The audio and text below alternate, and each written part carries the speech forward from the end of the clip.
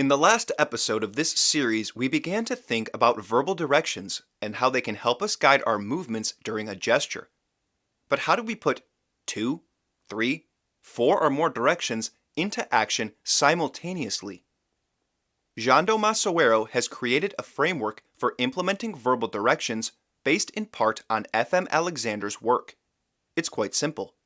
When you want to put a set of directions into action, you use your memory to recall the directions that you want to implement, you give yourself the directions through self-speech, and then, on a 1, 2, 3 count, you put all the directions into action simultaneously.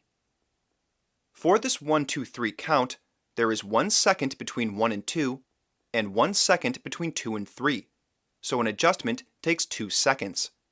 On 1, you begin the adjustment, on 2, you're in the middle of the adjustment, and on 3, you stop the adjustment.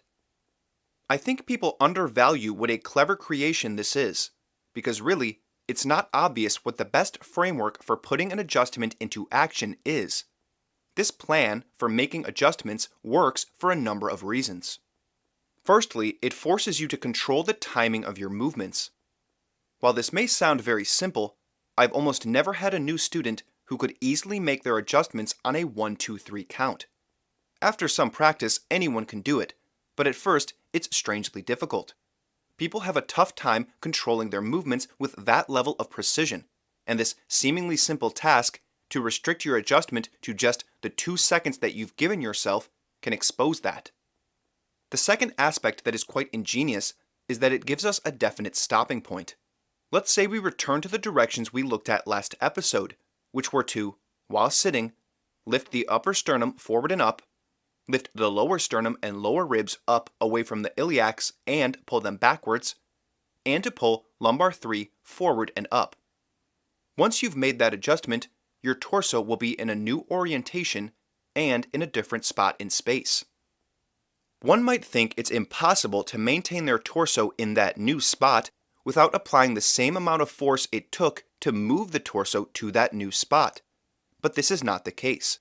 You are not better balanced when your torso is like this than like this. The reason that this feels easier to maintain is because it's what you're used to feeling. But it's not as if your muscles are working better in this configuration. In fact, it's the opposite. This is worse for your muscles and fascia. What makes a new posture difficult to sustain is that it goes against what your feeling sense is used to. If you stop your adjustment at 3 and stay where you are, you don't need to continue the movements. A good direction that is applied incorrectly will lead to a bad result.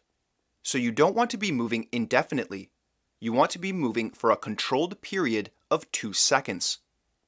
Another great aspect of this system is that first you have an opportunity to think over your directions prior to the 1, 2, 3 count. Take as much time as you need for this part of the process. But then, the idea is to put all the movements into action simultaneously. Trying to do one direction and then finally another would not produce the kind of due tension that we need to bring the body into proper poise. Restricting yourself to 2 seconds will help you make the actions all at once. Lastly, this system works because you can implement it whenever you want. Even if you are busy at work, you have 2 seconds. Granted, you will need a few more moments to remember your directions and set them in your mind, but in all, an adjustment does not take very long.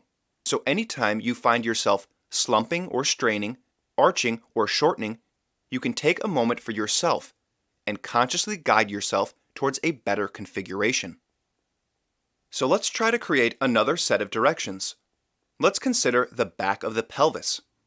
At the back of the pelvis, you have your sacrum, which is a few of your vertebrae that have fused together to form a sort of bony plate. While you're standing, place one of your hands on your sacrum, so that the palm is on the top of the sacrum and your fingers are on the lower part of your sacrum. Which part of your hand is further forward towards the front of you, and which part is further back? Virtually everyone will find that their sacrum is inclined, and the top of the sacrum is forward, while the lower part of the sacrum is back. This makes perfect sense. We've seen in earlier episodes that most people are rotating their pelvis forward and down, which forms this sloping of the back of the pelvis that leads into the hollowing of the lower back. So now the question is, what kind of directions could we create to move our pelvis into a better configuration? For now, let's restrict our directions to just the sacrum. We can create a model of the sacrum for ourselves with a pencil or ruler. We can angle the pencil just like our sacrum. If we want to straighten the pencil, how many different ways could we do that? We'll certainly have to rotate the pencil, but what should the center of rotation be? And why? Think it over and then tune into the next episode, where we'll create a direction that can change how we stand.